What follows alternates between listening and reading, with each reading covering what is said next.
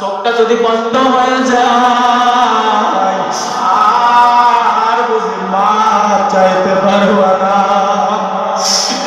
আল্লাহর গোলাম মায়ার নবী সব সময় গুনাহগার উম্মতের জন্য কান্না করতেন। আম্মা জান আয়েশা রাদিয়াল্লাহু তাআলা একদিন দেখেন রাতের গভীরে নবী আমার কান্না করতেছেন। আম্মা জান আয়েশা ডাকতে বলেন, ও নবী আমার, এত রাতে কিসের জন্য আপনি কান্না করেন? হযরত আল্লাহর পয়গম্বর মুহাম্মদুর রাসূলুল্লাহ সাল্লাল্লাহু আলাইহি ওয়াসাল্লাম ওই আম্মা জান আয়েশাকে ডাক দিয়ে বলতেছেন, ও আয়েশা রে, আমার আচরণ ময়দানে কঠিন কথা আমি নবীর মনে পড়িয়া গেল।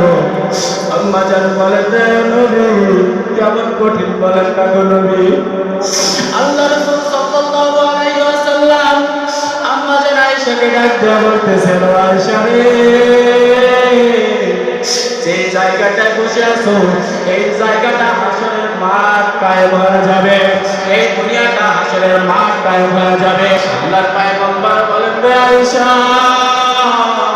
ওই হাসরের ময়দানে এত ভয়ঙ্কর হবে, এত ভয়ঙ্কর, এক মানুষের জীবন কেমন ভয়ঙ্কর।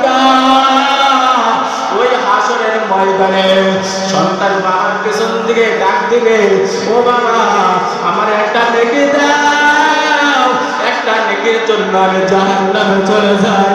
মেয়ে ডাক দেবে, মা গো, ও মা তুমি তো আমার পেটে রাখছো না গো, এই হাসরের মাঠে আমার একটা নেকির খুব দরকার, ও মা আমার একটা নেকি দাও, নাই আমার ওই জাহান্নামের আগুনের ভিতরে যাওয়া লাগবে। ওই আমাদের ডাক দিয়ে বলেন, দুনিয়ার ভিতরে আমার কোনো বিবাহ হয় নাই, আমার কোনো সন্তান নাই, আমার কোনো মেয়ে নাই, আমার কোনো সন্তান নাই।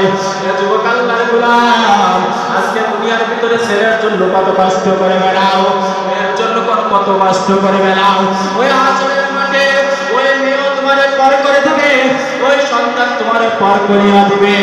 আল্লাহ রাসূল এবার আম্মা জান আয়েশাকে ডাক দিয়ে বলে, ও আয়েশা রে, ওই হাসরের ময়দান এত বড় কঠিন হবে, ওই হাসরের ময়দানে নবীরা পর্যন্ত ইয়া রাসূল করবে।